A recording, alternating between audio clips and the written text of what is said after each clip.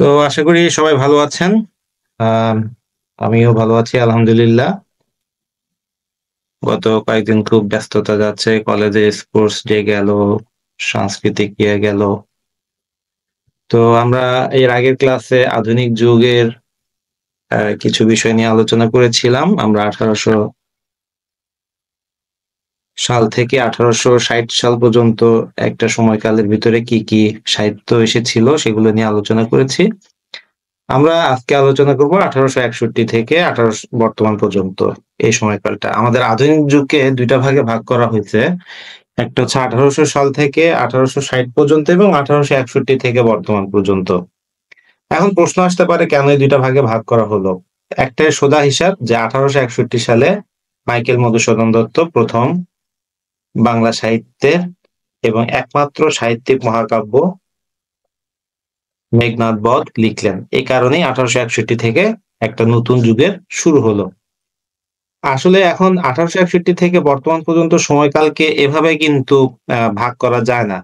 আরো এর ভিতরে আবার অনেক ধরনের ভাগ চলে আসে। ১৮৬১ থেকে ১৯৩০ সাল, ১৯৩০ এর পরে এক ধরনের ১ম বিশ্বযুদ্ধ, ২য় বিশ্বযুদ্ধের পরবর্তী সময়কাল।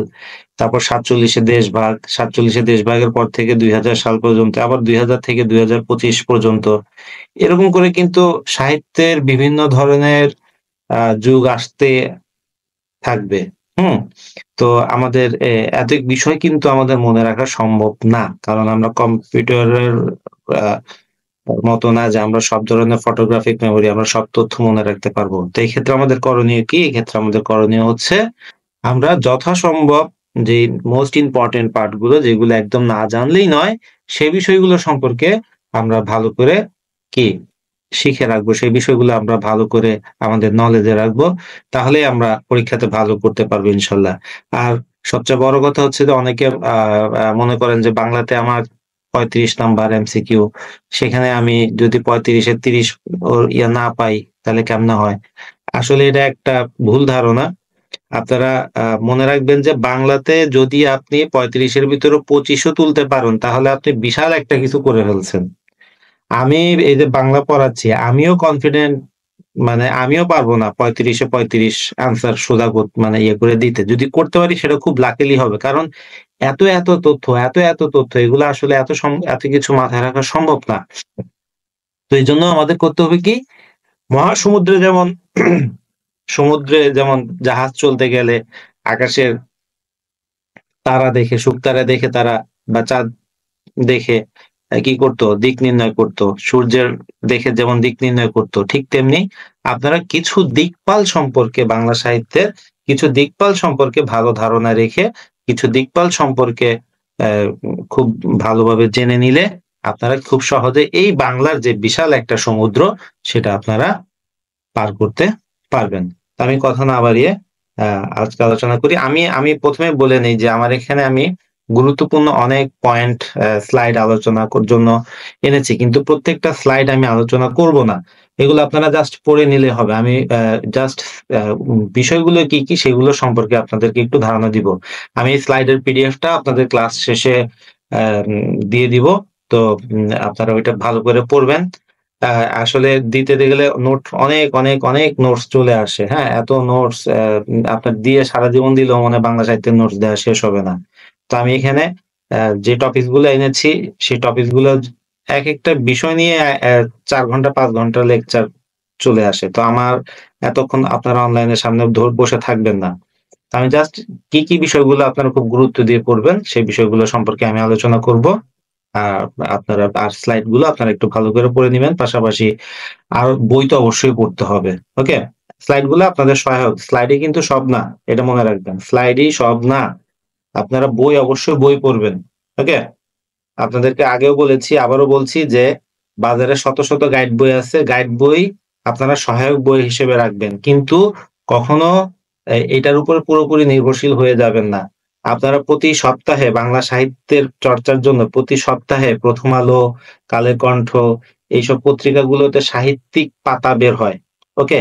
সেই সাহিত্য পাতাতে আপনারা বিভিন্ন ছোট ছোট লেখা থাকে, হ্যাঁ? এইসব লেখাগুলো ছোট বড় অনেক ধরনের লেখা থাকে, যেটা যেটা আপনার কাছে ইন্টারেস্টিং মনে হবে, সিলেবাসের সাথে মিল আছে মনে হবে, ওগুলো পড়বেন।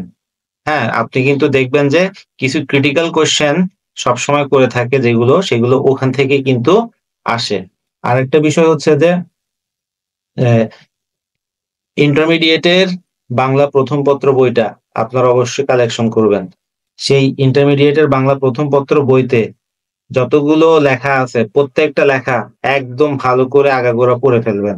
এবং ওখানকার যে লেখকরা আছে সেই লেখকদের সম্পর্কে অ্যা ভালো করে জেনে নিবেন। আপনার কিন্তু এই ৩৮ ৩৯ বিসিএস ওখান থেকে অনেক প্রশ্ন এসেছে। এটা আমি নিয়মিত ইন্টারমিডিয়েটের স্টুডেন্ট পড়াই দেখে আমার কাছে এটা আমি ধরতে পেরেছি। তো আপনারা ওই বইটাও ভালো করে পড়বেন।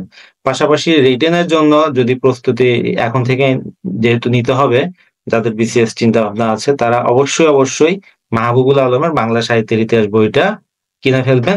এগুলা পড়লেই আপনার বাংলা নিয়ে আর কোন টেনশন করতে হবে না।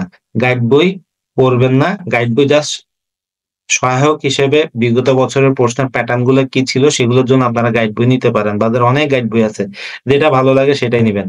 কিন্তু মূল বই হিসেবে ইন্টারমিডিয়েটের বাংলা প্রথম পত্র বইটা এবং মাহবুবুল আলমের বাংলা সাহিত্যের ইতিহাস বইটা অবশ্যই কালেকশন করবেন এবং ওখান থেকে বেছে, বেছে যাদের সম্পর্কে আমি আপনাদেরকে আলোচনা করব আজকে আধুনিক যুগের, তাদের সম্পর্কে ভালো করে জেনে নিবেন।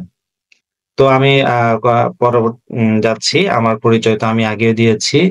আমি মেহেদী হাসান। বর্তমানে বান্দরবান সরকারি কলেজে আ প্রভাষক হিসেবে কর্মরত আছি এবং আ এখানেও যদিও অনেকদিন হয়ে গেছে আমার প্রমোশনের টাইম অনেকদিন চলে আসছে।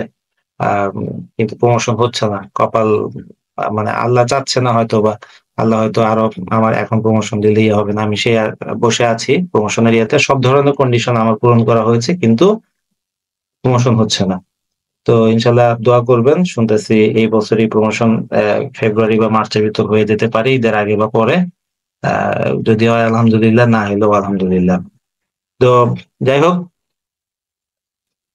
এই আ আমরা ১ম এই বাংলা সাহিত্যের ইতিহাসের এই আধুনিক যুগের ১৮৬১ থেকে বর্তমান সময়কালের ইয়াতে আলোচনা করতে গেলে ১ম এ যার নাম চলে আসে তিনি ঈশ্বরচন্দ্র বিদ্যাসাগর। ঈশ্বরচন্দ্র বিদ্যাসাগর দেখেন তার নামের ঈশ্বরচন্দ্র তার পারিবারিক ইয়া ছিল কিন্তু বন্দ্যোপাধ্যায়। ওকে? বিদ্যাসাগর তার উপাধি। হিন্দু কলেজ থেকে তাকে বিদ্যাসাগর উপাধি দেওয়া হয়েছিল। কোন কলেজ থেকে? হিন্দু কলেজ। ওকে? তো আর তার পারিবারিক নাম ছিল ঈশ্বরচন্দ্র বন্দ্যোপাধ্যায়। ওকে? তো মাইকেল মধুসূদন দত্ত ঈশ্বরচন্দ্র সম্পর্কে বলেছিলেন যে তিনি প্রাচীন ঋষির প্রজ্ঞা, ইংরেজদের মতো আ উম পরিশ্রমী এবং বাঙালি মায়ের হৃদয় নিয়ে জন্মগ্রহণ করেছিলেন। এই ৩ টা জিনিসে দেখেন প্রজ্ঞা, ওকে? তারপরে হচ্ছে পরিশ্রম। এগুলো কিন্তু আমাদের অনেক কিছু শেখায় এবং হৃদয়, ওকে? এই হৃদয়বান এই ৩ টা জিনিস আপনাকে অবশ্যই সাফল্যের জন্য খুব গুরুত্বপূর্ণ। আপনার যেমন বিসিএস ক্যাডার হইতে হবে আপনাদেরকে। আপনাদেরকে এই ৩ টা জিনিসের কম্বিনেশন অবশ্যই কম বেশি থাকতে হবে। যদিও মাকে হয়তোবা ঈশ্বরচন্দ্র বিদ্যাসাগরের মতো সবাই না, হ্যাঁ? কিন্তু একটা জিনিস মনে রাখবেন যে আপনি অসীম সম্ভাবনা নিয়ে জন্মগ্রহণ করেছেন এবং আল্লাহ আপনাকে অসীম জ্ঞান দিয়েছে। শুধু আপনাকে এই ৩ টা বিষয়ে মাথায় রাখতে হবে। আপনাকে প্রজ্ঞা, আপনি যত বেশি পড়বেন আপনার প্রজ্ঞা তত বাড়বে। যত বেশি পরিশ্রম করবেন, তত বেশি আপনি সাফল্যের কাছাকাছি পৌঁছাতে পারবেন এবং হৃদয়বান, হ্যাঁ? হৃদয় দিয়ে মানে বিবেকবান যত হবেন আপনাকে তত বেশি আপনি স সফল হবেন। এই ৩ টা জিনিসের মিশেল কিন্তু আমাদের শিক্ষা দেয়। তো মাইকেল মধুসূদন দত্ত এই ঈশ্বরচন্দ্র বিদ্যাসাগরকে এভাবে সংজ্ঞায়িত করেছেন। তো বিদ্যাসাগরের পূর্বেও বাংলাতে তার অনেক অবদান রয়েছে। তিনি সবচেয়ে বড় অবদান তিনি বাংলা গদ্য প্রচলন করেছেন এবং তারপরে হচ্ছে যে বাংলা ভাষায় তিনি কি করেছেন? যে বিভিন্ন বিরাম চিহ্নের ব্যবহার করেছেন। হুম? এই ২ টা জিনিস বাংলা গদ্যে বিরাম চিহ্ন ব্যবহারের তিনিই ১ম নৈপুণ্য দেখালেন। এজন্য ঈশ্বরচন্দ্র বিদ্যাসাগরকে রবীন্দ্রনাথ বাংলা গদ্যের জনক বলেছে। আমরা সবাই জানি একটা ইনফরমেশন খেয়াল করেন যে আমরা সবাই জানি ঈশ্বরচন্দ্র বিদ্যাসাগর বাংলা গদ্যের জনক। কিন্তু এটা কে দিয়েছে উপাধি? এটা দিয়েছে রবীন্দ্রনাথ ঠাকুর। তো আর বিদ্যাসাগরের লেখনীতে তৎকালীন সময়ে তিনি যে কি করেছিলেন, গদ্যর প্রচলন করার জন্য প্রচুর সংস্কৃত শব্দ বাংলা ভাষায় প্রয়োগ করেছিলেন। তো পরবর্তীতে এই জন্য তাকে অনেক সমালোচনার সম্মুখীন হতে হয়েছিল, কিন্তু তিনি দমে যাননি। অত্যন্ত ঘাড়ত্যাড়া প্রকৃতির একজন মানুষ ছিলেন।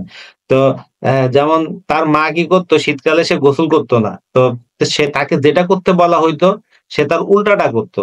তো যদি ওই গোসল করবে না, পুকুর পাড়ে গিয়ে বসে আছে ঠান্ডা, তো মা তাকে বলতো যে, এই গোসল একদম করবি না, বুঝছিস? এই গোসল করবি না কেন বলছে, সে পানিতে লাফ দিয়ে নেমে গোসল করে ফেলতো। তো আবার সে খুব মা ভক্ত ছিল। একবার মায়ের সাথে দেখা করতে যাবে, দেখে যে ওই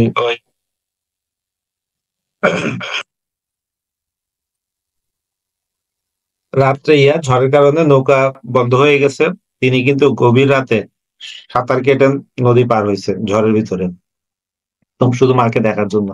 তো এরকম মা ভক্ত তিনি ছিলেন। তো তার আরো একটা অবদান আছে, তিনি নারী শিক্ষা প্রচারে অত্যন্ত বিশাল রাখছিলেন। তো 1841 সালে তিনি হিন্দু কলেজে যোগদান করেন, প্রথমে শিক্ষক হিসেবে, সহকারী পণ্ডিত হিসেবে। পরবর্তীতে আস্তে আস্তে তিনি একটা সময় এই তৎকালীন সময়ে মাসিক 50 টাকা বেতনে আহ, হিন্দু কলেজের আহ, অধ্যক্ষ হিসেবে নিয়োগপ্রাপ্ত হন।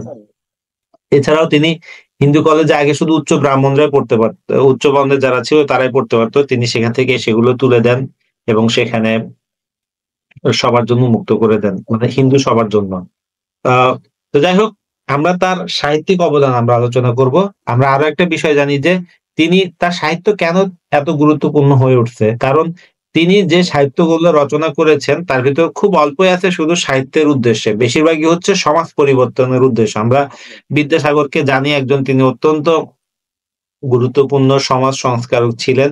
বিধবা বিবাহের প্রচলন তিনি করেছিলেন, তার কারণে বিধবা বিবাহ প্রচলিত হয়েছিল।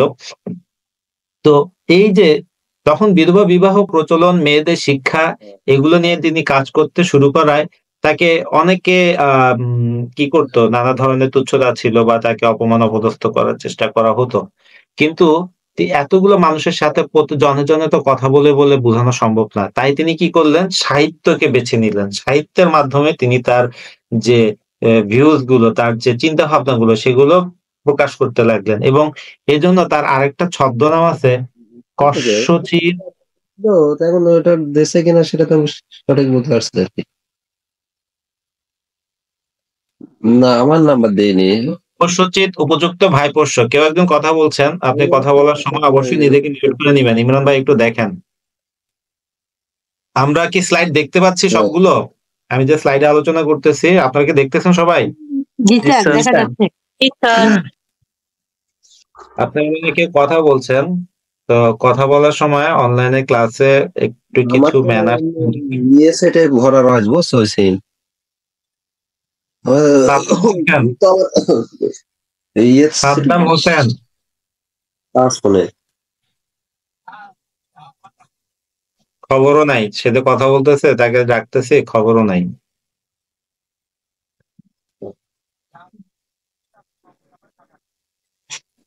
ও, ও মানে ওই নাম্বার দেওয়ার জন্য, এই তো?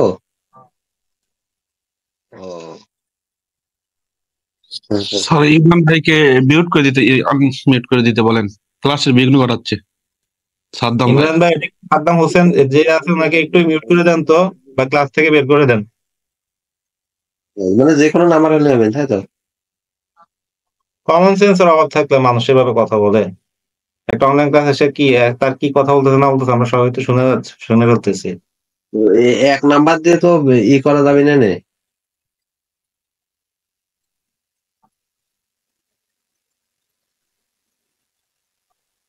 হ্যাঁ, হ্যাঁ, হ্যাঁ। তো ওই একই আইডি কার্ড দিয়ে কি একাধিক নগদ তোলা যায়?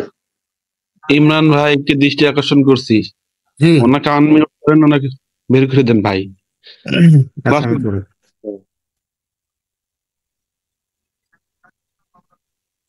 হুম। হ্যাঁ, হ্যাঁ, হ্যাঁ।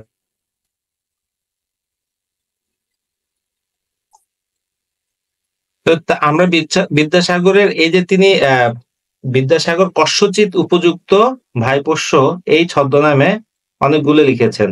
অতি অল্প হইল, আবার অতি অল্প হইল। তার আরেকটা বিখ্যাত বই হচ্ছে বোধোদয়। আমরা যে পড়ি না, অতে অজগরই আসছে তেরে, হ্যাঁ আতে আমটা আমি খাবো পেরে, এটা কিন্তু বিদ্যাসাগরের লেখা। তো এরকম তিনি তারও মুখরা এরকম আরো অনেক বই, যেমন সাহিত্যের উদ্দেশ্যে তিনি লিখেছেন যে মুখরা রমণী বশীকরণ, যে শেক্সপিয়ারের লেখা একটা নাটক, যে টেমিং অফ এ শিউ, তারপর অথবা আরো দিছে ভ্রান্তি বিলাস, এগুলো তিনি বাংলাতে অনুবাদ করেছেন। আবার রামায়ণ বাংলাতে অনুবাদ করেছেন। এছাড়াও তিনি সমাজ সংস্কারের জন্য বিধবা বিবাহ উচিত কিনা, হ্যাঁ এই যে এরকম করে এই এত বিষয়ক প্রস্তাব, এরকম করে অনেক অনেক বই তিনি লিখেছেন। তবে তার সবচেয়ে বড় অবদান, তিনি বাংলা গদ্য এবং তিনি বাংলা যে বিরাম চিহ্ন, এই দুইটা জিনিসে তার বড় অবদানটা আমরা অবশ্যই মনে রাখতে ভুলবো না। তো আমাদের বিদ্যাসাগরের পরে আমাদের পরবর্তীতে দেখা যাচ্ছে যে মহাকাব্যের একটা ধারা তৈরি হয়েছিল। এই মহাকাব্যের ধারা তৈরি হওয়ার পিছনে কিন্তু বিদ্যাসাগরের অবদান আছে। কারণটা কি? মহাকাব্যের যে মূল আমাদের প্রথম যে মহাকাব্য যিনি লিখেছিলেন মাইকেল মধুসূদন দত্ত, তাকে আবিষ্কার করেছিল কিন্তু এই বিদ্যাসাগর। বিদ্যাসাগরের আরেকটা নাম ছিল যে দয়াসাগর। তার কাছে কেউ কখনো খালি হাতে ফিরে আসতো না। কেউ সাহায্যের জন্য তার কাছে গেলে তিনি অবশ্যই তাকে সাহায্য করতেন। নিজের কাছে টাকা না থাকলে আরেকজনের কাছ থেকে টাকা ধার করে নিয়ে হলো কি তাকে সাহায্য করতেন। এই জন্য তার আরেকটা নাম ছিল দয়ার সাগর। তো তিনি কি করলেন যে মাইকেল মধুসূদন দত্ত তখন ফ্রান্সের, তো ওখানে তো তিনি একদম আমরা পরে আলোচনা করবো, খুব আর্থিক কষ্টে ছিলেন। তখন আর্থিক কষ্টে থাকা অবস্থায় তিনি একটি কবিতা লিখেন। সেই কবিতা দেখে, মাইকেল মধুসূদন দত্তের কবিতা দেখে বিদ্যাসাগর বললেন, আরে এ তো বাংলা সাহিত্যের একটা গুরুত্বপূর্ণ রত্ন, তাকে তো এভাবে বাইরে ফেলে রাখা যায় না। তিনি তাকে সাথে সাথে চিঠি লিখলেন। চিঠি লিখে বললেন যে তুমি তুমি ওখানে কি করতেছো, তুমি দেশে চলে আসো। তো সেটা নিয়ে অনেক কাহিনী। তো এই বিদ্যাসাগর তাকে, মাইকেল মধুসূদন দত্তকে ফ্রান্স থেকে একদম তার দেশে নিয়ে আসলেন এবং তাকে বললেন যে তুমি শুধু বাংলা সাহিত্য রচনা করো, তোমার সব খরচ আমি চালাবো। তো এভাবে তিনি কিন্তু বাংলার সাহিত্যের বিশাল একটা অবদান তিনি রেখে গেছেন। আমরা যদিও জানি যে মাইকেল মধুসূদন দত্ত কি মহাকাব্য লিখছে, এটা কবিতা লিখছে, আর অন্যান্য অনেক কিছু লিখেছে, কিন্তু তাকে আইডেন্টিফাই করা, তাকে তুলে আনার এই ব্যাপারটার কৃতিত্ব কিন্তু সম্পূর্ণরূপে আমাদের ঈশ্বরচন্দ্র বিদ্যাসাগরের। কারণ রতনে রতন চিনে, একটা কথা, হ্যাঁ তিনি রতন ছিলেন, তিনি তাই মাইকেল মধুসূদন দত্তকেও চিনতে পেরেছিলেন। তো আমরা দেখতে পাই যে বাংলা সাহিত্যের আধুনিক যুগে শুরু হয়েছিল যে কারণে 1861 সালে সেই মহাকাব্য। এই মহাকাব্য কি? তো পাশ্চাত্য আদর্শ অনুসারে মহাকাব্য হচ্ছে বীরত্ব ব্যঞ্জক কাহিনী এবং মহৎ জীবন কাহিনী অবলম্বন করে বিস্তৃত আকারে গুরু গম্ভীর ভাব কল্পনা এবং ঐশ্বর্যময় শব্দ ভাণ্ডারে সজ্জিত করে যে কাব্য রচনা লেখা হয় তাকে মহাকাব্য বলে। মহাকাব্য একটি বস্তুনিষ্ঠ কবিতা। আমরা মহাকাব্য বলতে বুঝি যে বিশাল একটা কবিতা। এই মহাকাব্য কেন এখন বর্তমানে লেখা হয় না, কেউ কি বলতে পারবেন? দেখি কেউ একজন বলেন তো, মহাকাব্য কেন বর্তমানে লেখা হয় না? দেখি শুভ কুমার বলেন।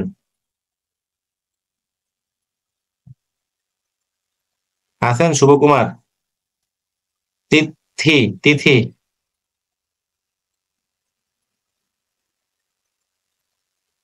মামুন মিয়া?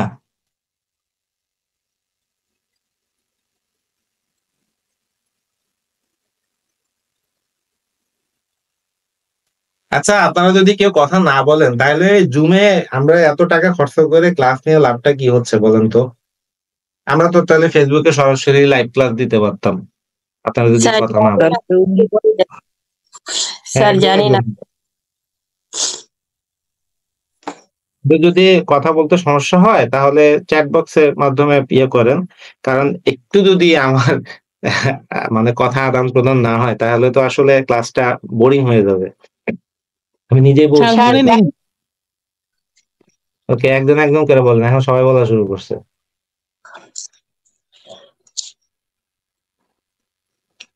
স্যার জানি না আমি। স্যার জানেন না। মহাকাব্যের স্যার, স্থানটা এখন করে নিছে উপন্যাস। ওকে, এখন দেখেন উপন্যাসে কিন্তু আস্তে আস্তে লেখা কমে যাচ্ছে, উপন্যাসের বদলে এখন বের হচ্ছে ছোট ছোট গল্প। ওকে, এখন ছোট গল্প থেকে অনুগল্প চলে আসছে, দিন যত যাচ্ছে সবকিছুই কিন্তু আস্তে আস্তে শর্ট ফর্মের দিকে চলে যাচ্ছে মানুষ। হ্যাঁ, তো যাই হোক, আমাদের এই মহাকাব্য ঠিক সোজা কথা হচ্ছে যে মহাকাব্য একটা বীরত্ব ব্যঞ্জক কাহিনী হবে। এখানে একজন যে নায়ক, সে নায়ক খুব বড় ফ্যামিলির কোনো সন্তান হবে এবং তার জীবনে একটা কোনো ধরনের অঘটন ঘটবে এবং সেই অঘটন থেকে সে নিজেকে আবার সে কি করবে, তুলে আনবে এবং সে তার আবার তার যে ইয়াটা ছিল, যা হারিয়েছিল তার সে সব ফিরে পাবে। আমরা যেমন রামায়ণে দেখি যে কি রাম রাজার পুত্র ছিল, সে কোন একটা কারণে বনবাসে যায়, তার স্ত্রীকে হরণ করে নিয়ে যায়, সেই স্ত্রীকে আবার সে নিয়ে আসে এবং সে আবার পুনরায় রাজ্যে অধিষ্ঠিত হয়।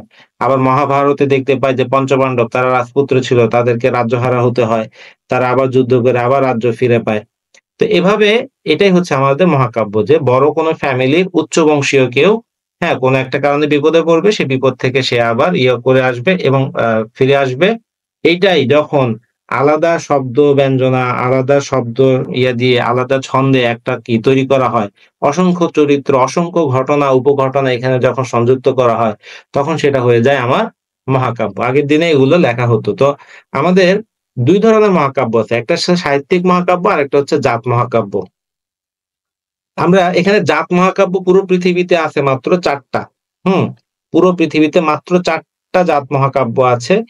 এই জাত মহাকাব্যটা কি? জাত মহাকাব্য হচ্ছে যে কোনো একটা সংস্কৃতির একটা বিশাল একটা ব্যাপ্তি নিয়ে যখন কোনো কাব্য রচনা করা হয় এবং সেই কাব্যটাকে যখন একটা ঘটনার দ্বারা সংযুক্ত করা হয়, অসংখ্য ঘটনা উপঘটনাকে যখন একটা ঘটনার দ্বারা সংযুক্ত করা হয়, তখন সেটাকে আমরা বলবো যে জাত মহাকাব্য। এরকম মাত্র ৪ টা জাত মহাকাব্য আছে। এর ভিতরে আমরা জানি যে এক নম্বরে বাল্মীকির রামায়ণ, বেদব্যাস বা ব্যাসদেবের মহাভারত এবং হোমারের ইলিয়াড, হোমারের ওডিসি। এই ইলিয়াড ওডিসি দুটাই কিন্তু হোমার লিখেছেন। দুটাই কিন্তু হোমার দেখেন একটা এরকম একটা ক্লাসিক্যাল জিনিস যেটা এখনো আমরা কি করে যাচ্ছি, পড়ে যাচ্ছি। রামায়ণ মহাভারত বাংলা সাহিত্যের আপনার যখনই যেখানে যাবেন দেখবেন যে রামায়ণ মহাভারত থেকে কোনো না কোনো কারণে কোনোভাবে আপনি সাহিত্যিক উপাদানের সাথে মিল পাচ্ছেন, ঘটনা উপঘটনার সাথে। এই যে আধুনিক সাহিত্য এত আপডেট হইছে, এইসব জিনিসই কিন্তু আমরা রামায়ণ মহাভারতে পাই। আপনারা পারলে রামায়ণ মহাভারত পড়ে ফেলবেন, ইলিয়াড ওডিসি এগুলো পড়ে ফেলবেন। বাংলায় খুব ছোট ছোট করে লেখা আছে। উপেন্দ্র কিশোর রায়চৌধুরীর লেখা আছে আর ছোটদের রামায়ণ। আপনারা চাইলে নোট করে লিখে নিতে পারেন, বইগুলো অনলাইনে পিডিএফ পেতে পারেন। উপেন্দ্র কিশোর রায়চৌধুরীর ছেলেদের মহাভারত, খুব সংক্ষেপে, সরি ছেলেদের রামায়ণ, হ্যাঁ এভাবে খুব সংক্ষেপে। স্যার। ওয়ালাইকুম আসসালাম। স্যার, আমি বন্দরবান সরকারি কলেজের স্টুডেন্ট। তো বইগুলো কি আমাদের কলেজ লাইব্রেরিতে পাওয়া যাবে? না, আচ্ছা স্যার। আসসালামু কিনে আনবেন, আলাইকুম। বই কিনেন না, একটু বই কিনলে কে আপনি, আপনার নামটা কি? Sir Afifa Henan. স্যার এখন আমি রাষ্ট্রবিজ্ঞান বিভাগে এখনো মাত্র অনার্স সেকেন্ড ইয়ার উঠলাম এবারে। আচ্ছা আচ্ছা, তো যেটা বলছিলাম যে ওই লাইব্রেরিতে এগুলো পাবেন না, এগুলো রকমারি.com অর্ডার দিলে পাবেন। একটা বই মনে হয় 60 টাকা 70 টাকা বা 100 টাকা করে। কিন্তু আপনার জানতে হবে, কারণ এই মহাভারতের চরিত্র বা রামায়ণের চরিত্র বলেন, ইলিয়াড ওডিসি, এগুলো একবার যখন আপনি পড়ে ফেলবেন, আপনার কিন্তু একটা বিশাল ডেভেলপমেন্ট হয়ে যাবে। আমি একদম ডেফিনেটলি বলতে পারবো যে আপনার চিন্তা ভাবনার বিশাল একটা পরিবর্তন আসবে। আপনি ধর্মীয় দৃষ্টিকোণ থেকে না, আপনি যে ধর্মেরই হন না কেন, আপনি জাস্ট সাহিত্যিক দৃষ্টিকোণ থেকে এগুলো পড়ে নিবেন, দেখবেন যে আপনার চিন্তা ভাবনার পরিবর্তন চলে আসছে। তো এই ৪ টা জাত মহাকাব্য, আমরা যেমন এই যে একটা সুতা দিয়ে অনেকগুলো ফুল দিয়ে একটা মালা গাঁথি, ঠিক তেমনি এইগুলোতেও আমরা দেখতে পাবো অনেক ঘটনা উপঘটনা কি করা হয়েছে, একটা ইয়ার মাধ্যমে, একটা গল্পের মাধ্যমে সূত্রবদ্ধ করা হয়েছে। যেমন রামায়ণে রামের ঘটনার সাথে আমরা আরো অন্যান্য অনেক ঘটনা চলে আসে, মহাভারতে অর্জুনের ঘটনার সাথে কৃষ্ণের ঘটনা চলে আসে, আরো অন্যান্য অনেক ঘটনা, শকুনি মামা, দুর্যোধন, এরকম অনেক অনেক ঘটনা উপঘটনা চলে আসে। ইলিয়াড ওডিসি তো আমরা জানি, ইলিয়াড ওডিসি যে ট্রয় নগরী ধ্বংসের ব্যাপারটা, বা আমরা হারকিউলিসের যে কথা শুনছি, এগুলো সবকিছু এখান থেকে কিন্তু কি এসেছে। তো এই 4টা জাত মহাকাব্য লেখককে কারায়, এই 2টা হচ্ছে সংস্কৃত ভাষায় এবং হোমার এগুলো হচ্ছে গ্রিক ভাষায় লেখা। তো এই 2টা জিনিস সম্পর্কে আপনারা একটু ভালো কনসেপ্ট নিয়ে নেবেন, এবং ওই যা বলছিলাম যে এই বই গুলা আপনার আমি একটু লিখে দেই, আপনাদের জন্য সুবিধা হবে।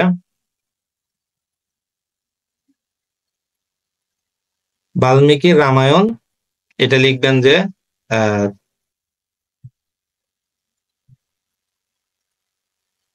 ছেলেদের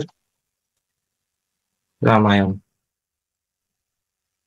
এটা উপেন্দ্র কিশোর রায়চৌধুরী, ঠিক আছে, উপেন্দ্র কিশোর রায়চৌধুরী। আর বেদব্যাস বা মহাভারত, এটা সুনীল গঙ্গোপাধ্যায় লেখা। সুনীল গঙ্গোপাধ্যায়, এটার নাম হচ্ছে আমাদের মহাভারত। এটা তিনি পুরোপুরি শেষ করতে পারেননি, তার আগে মারা যান। এবং হোমার ও ইলিয়াড ওডিসি, এই দুটোটা হচ্ছে বিশ্ব সাহিত্য কেন্দ্রের বইতে আছে।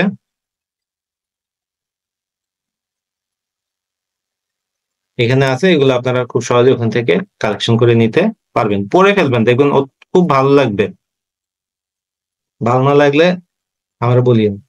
তো এই যে আমাদের মহাকাব্য, প্রথম মহাকাব্য লিখলো কে আমাদের? আচ্ছা, যেটা বলছিলাম যে এই 4টা জাত মহাকাব্য ছাড়াও আরেকটা মহাকাব্য আছে, সেটা হচ্ছে আমাদের সাহিত্যিক মহাকাব্য।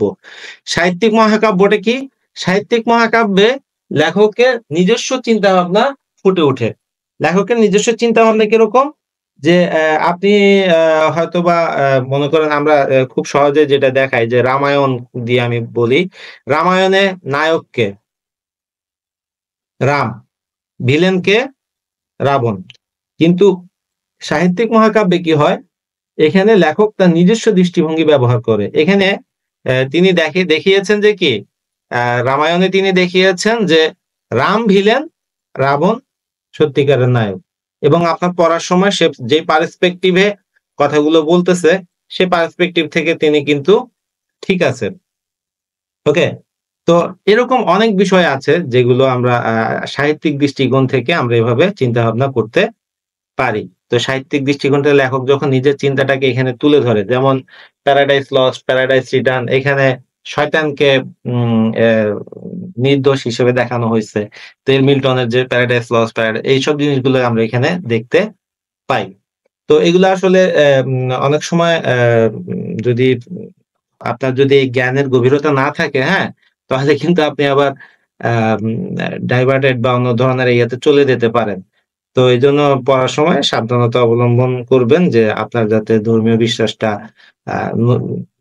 যথেষ্ট স্ট্রং হয়। ওকে, আপনার ধর্মীয় বিশ্বাস, আপনার নিজস্ব ধর্মীয় জ্ঞান যেন যথেষ্ট স্ট্রং হয়, তাহলে আপনি সাহিত্যিক মহাকাব্য সম্পর্কে যদি পড়তে যান, তাহলে আপনার মজা পাবেন। আর যদি স্ট্রং না হয়, তাহলে আমি বলবো যে পড়বেন না।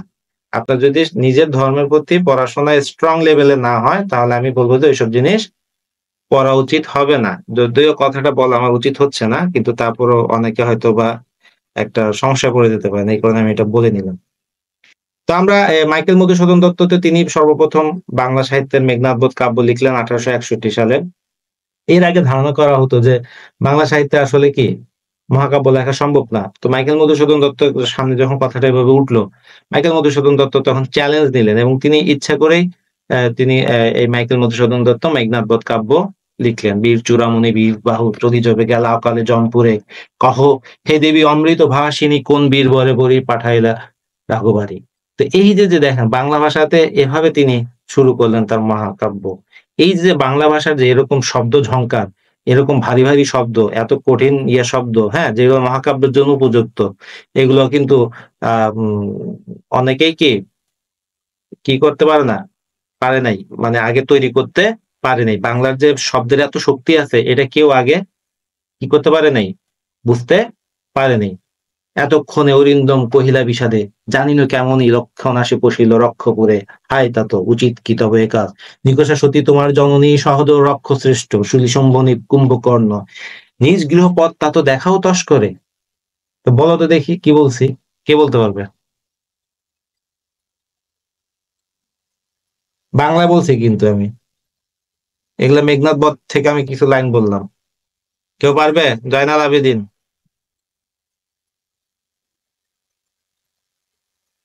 এখন প্রশ্ন আসতে পারে মাইকেল মধুসূদন দত্ত কেন ইচ্ছা এরকম কঠিন কঠিন বাংলা লিখলেন?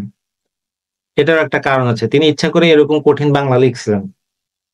তিনি চাইলে কি রবীন্দ্রনাথের মতো লিখতে পারতেন না? তিনি চাইলে কি হুমায়ুন আহমেদের মতো লিখতে পারতেন না? পারতেন।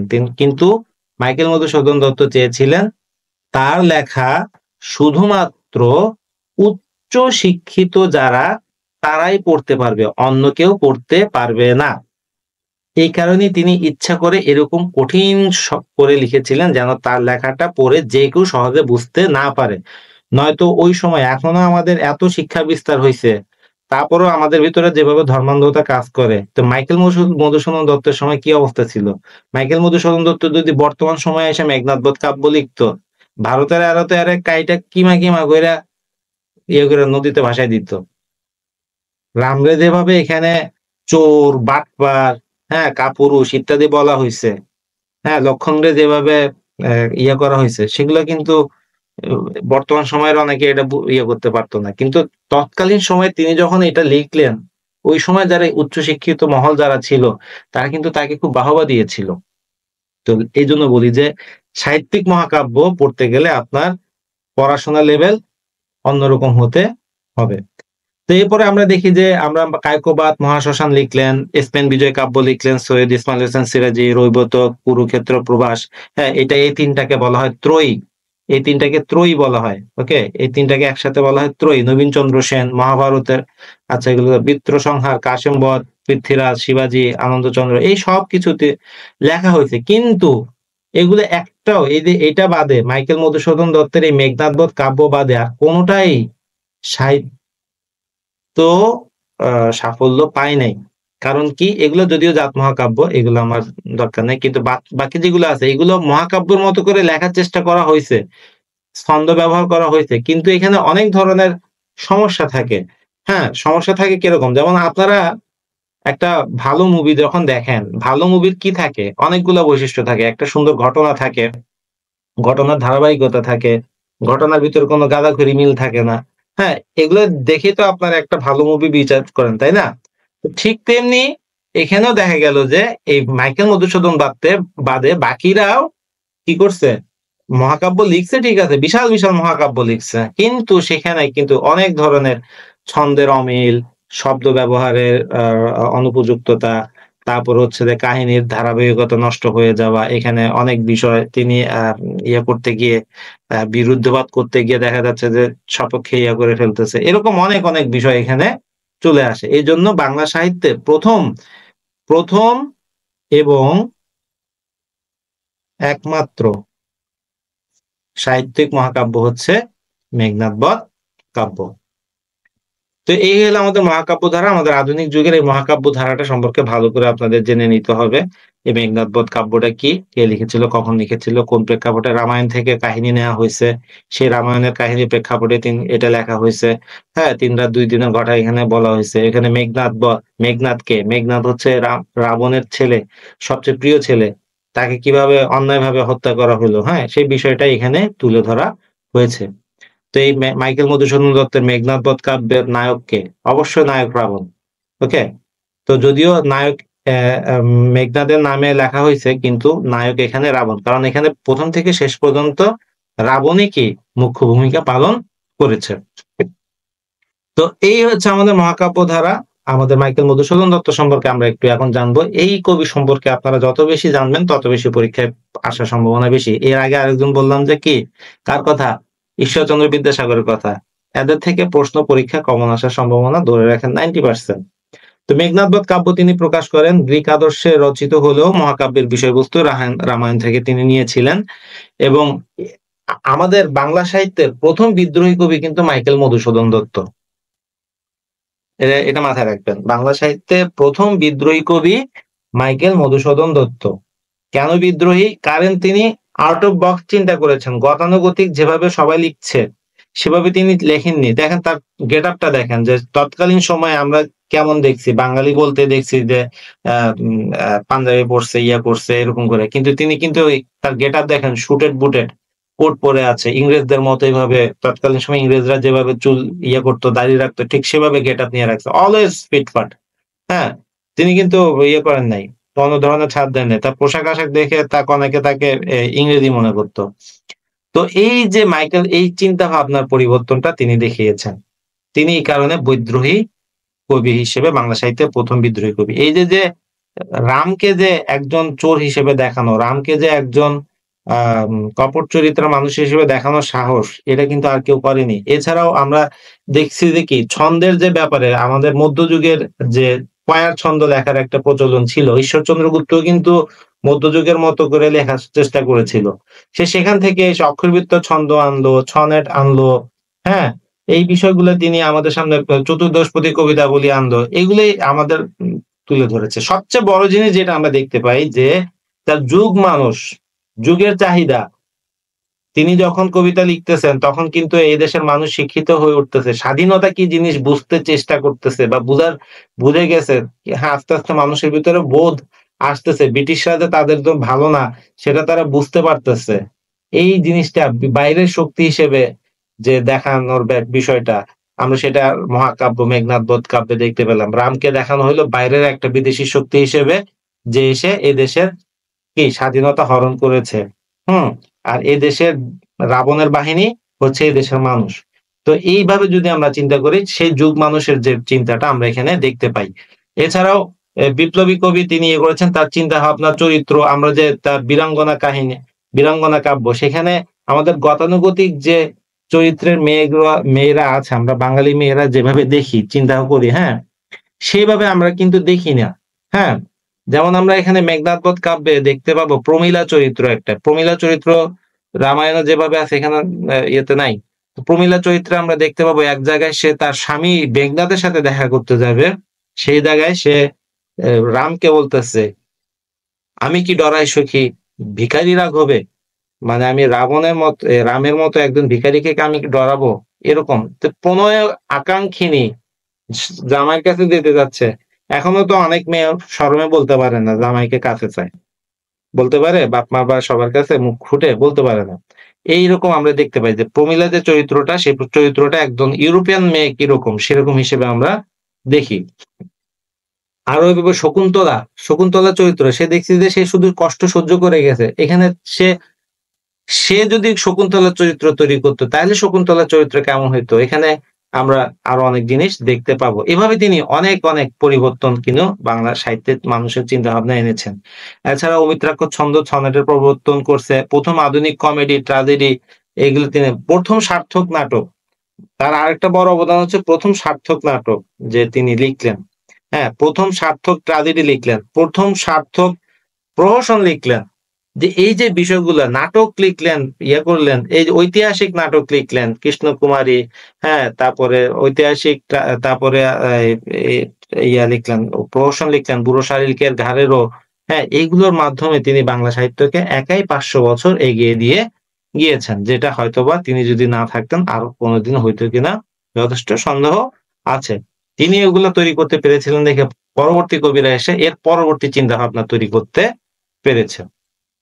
তো মাইকেল মধুসূদন দত্ত সম্পর্কে আপনারা বিস্তারিত জানবেন, কোনটা কি জিনিস, কোনটা কি এভাবে করার জন্য, ওগুলো সম্পর্কে একটু ডিটেলস পড়ে নেওয়ার চেষ্টা করবেন। এগুলো যদি আলোচনা করতে যাই আসলে এক রাতেও শেষ হবে না।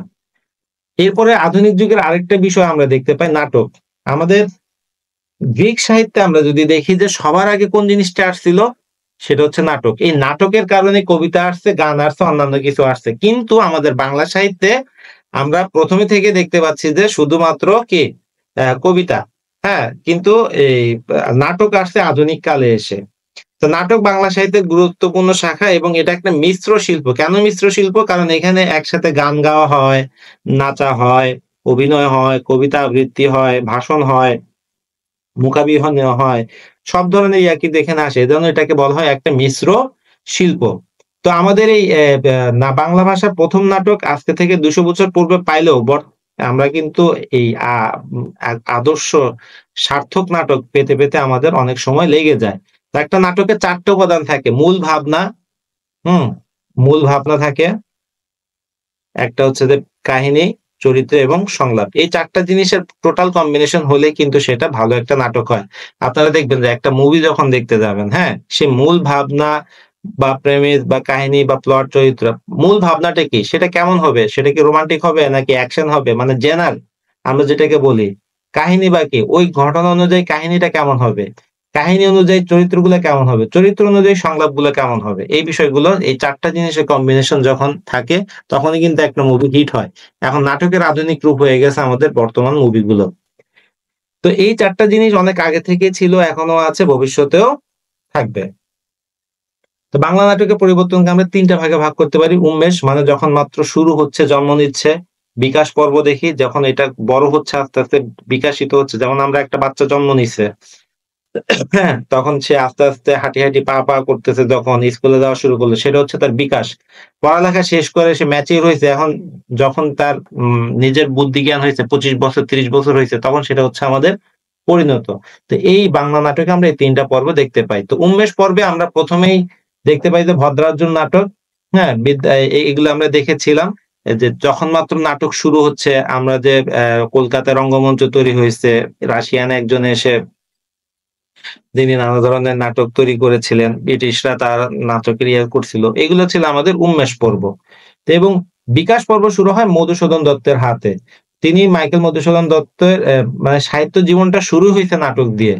তো তিনি রত্নাবলী একটা নাটক দেখতে গিয়ে এবং এই যে রত্নাবলী নাটকটা দেখতে যান, এই নাটক দেখে তিনি সরাসরি কমেন্ট করে বললেন যে এইটা কোনো নাটক হইলো, এর থেকে বহুত ভালো নাটক আমি এগোতে, তখন তার সব বলতো তুমি তাহলে পারলে এর থেকে একটা ভালো নাটক দেখে ইয়ে করে দেখো।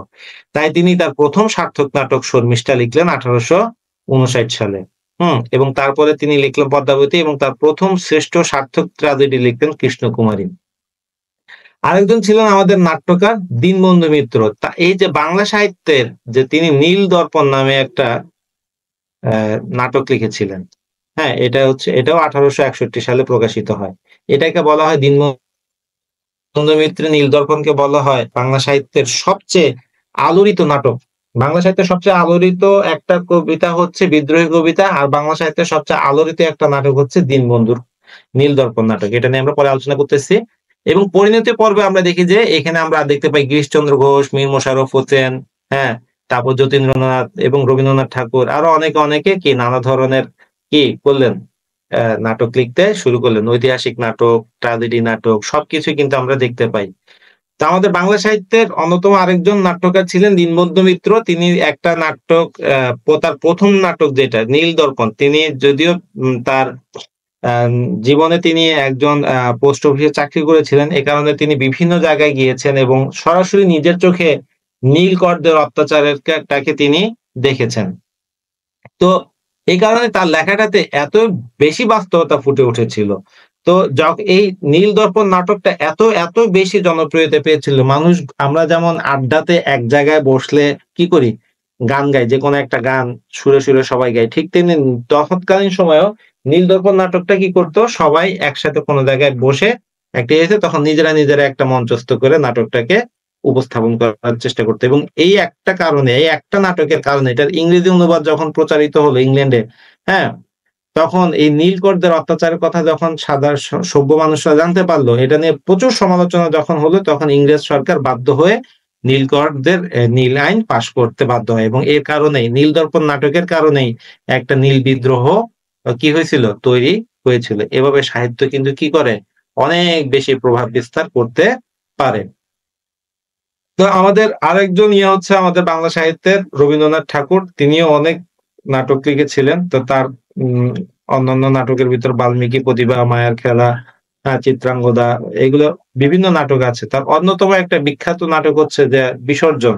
এই বিসর্জন নাটকে আমরা যে জিনিসটাকে দেখতে পাই যে ধর্মের নামে যে ভীতি তৈরি করা, ধর্মের নামে যে সৃষ্টিকর্তাকে ভালোবাসার বিষয়টা, হ্যাঁ, সৃষ্টিকর্তা আমাদের কাছে নৃশংসতা চায় না, সে চায় আমরা যাতে সুসভ্য হয়ে উঠি, সেই বিষয়টা এখানে আমরা দেখতে পাই। এছাড়াও রক্তকরবীর একটা নাটক, সেটার মাধ্যমে যন্ত্র সভ্যতার সাথে আমাদের যে একটা হইছে, হ্যাঁ, এটাকে পার্থক্য করে হইছে, তুলে ধরছে। এছাড়াও আরো ঐতিহাসিক অনেক নাটক তিনি লিখেছেন, সেই নাটকগুলো সম্পর্কে আমরা একটু দেখে নিব। এরপরে আমাদের আধুনিক যুগের আরেকটা বিশাল একটা অবদান হচ্ছে যে আমাদের গীতি কবিতা। গীতি কবিতা বলতে আমরা কি বুঝি? গীতি কবিতা হচ্ছে যে আমরা এই যে এখন বসন্তকাল, আমরা কিন্তু কোকিলের ডাক শুনি, তাই না? কুহু কুহু, দুষ্ট কোকিল ডাকে রে কুকু কু, না? তো এই যে দুষ্ট কোকিলটা ডাকে, কাকে ডাকে? কুকিলকে দেখে স্যার, বলেন দেখি। হ্যাঁ? কুকিলকে। এটা কি ছেলে কোকিল ডাকে না মেয়ে কোকিল ডাকে? স্যার মেয়ে কুকিল।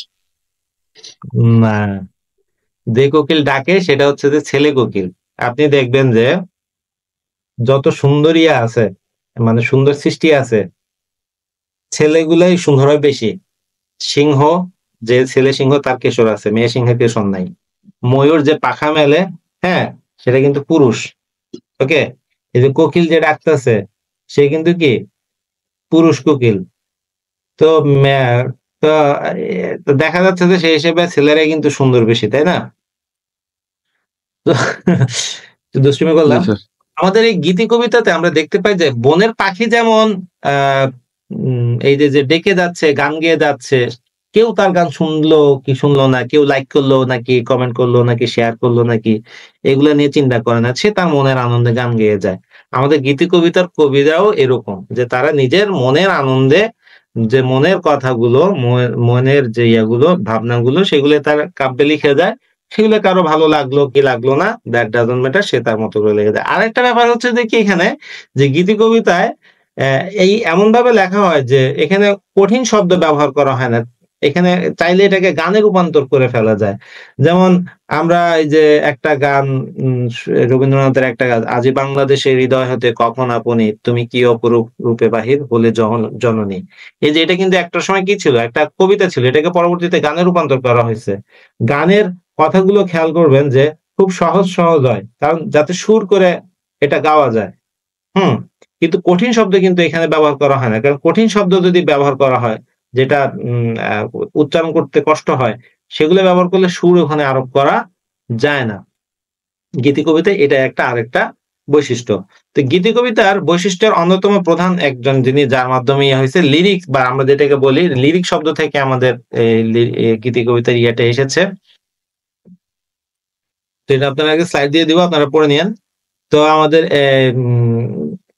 এখানে ঈশ্বরচন্দ্রের কয়েকটা কবিতাতে, গীতি কবিতার মানে কিছু আমরা ইয়ে দেখতে পেলেও, মাইকেল মধুসূদন দত্তের আত্মবিলাপ এবং বঙ্গভাষা কবিতায় গীতি কবিতার একটা সার্থক রূপ আমরা প্রথম দেখতে পাই। কিন্তু মাইকেল কিন্তু এই গীতি কবিতা নিয়ে এতটা বেশি কাজ করেনি। তিনি তার মূল ইয়া ছিল যে ওই যে একটা চিন্তা ভাবনা, গীতি কবিতা লিখতে গেলে তো ওই যে মানুষ সহজে বুঝে যাবে, সহজ ভাষা লিখতে হবে।